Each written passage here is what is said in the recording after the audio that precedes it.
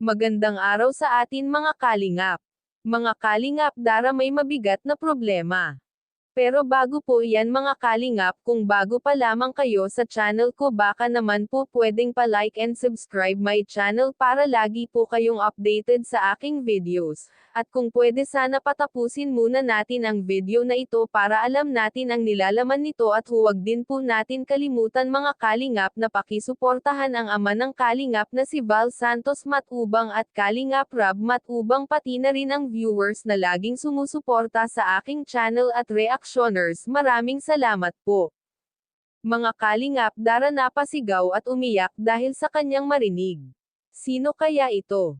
Mga kalingap, hindi napigilan ito ni Dara na umiyak dahil sa mga nabalitaan nito.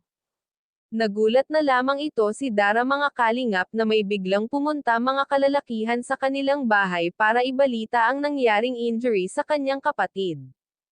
Napasigaw at napaiyak na lamang ito dahil sa takot kung ano man ang mangyari. May phobia na kasi ito si Dara dahil sa nangyari sa kanyang nanay at panganay niyang kapatid na pumanaw na. Si Dara kasi mga kalingap, ang tanging takbuhan ng kanilang mga kapatid at ang kanyang tatay ay wala pa itong permanenteng trabaho at tama lang ang kita sa pang-araw-araw nilang pangangailangan. Kaya sobrang naawa si Kuya Rab at lalong napahanga na naman si Raz kay Dara.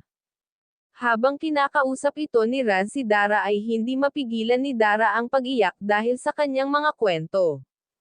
Kahit papaano ay napapatawa ito ni Raz si Dara at niyaya pa niya ito mag-TikTok at first time nilang dalawa mag-TikTok. Nagulat naman ito si Dara dahil sa sinabi ni Kuya Rab sa kanya na kung may bad news ay syempre may good news din ito.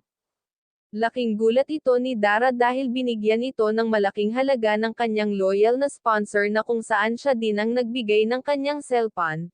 Kaya sobrang nagpapasalamat ito si Dara sa kanya at sa lahat ng sumusuporta. Sana balang araw daw ay makikilala niya ito ng personal. Nagpasalamat din ito si Dara sa patuloy nilang suporta sa kanya kahit natapos na ang kanilang bahay. Malaking tulong na daw ito para sa kanilang pang-araw-araw at sa kanyang pag-aaral. Kaya mga kalingap, hanggang dito na lamang po ang update natin para sa kay VNC. Maraming salamat po. Thank you for watching and God bless us all.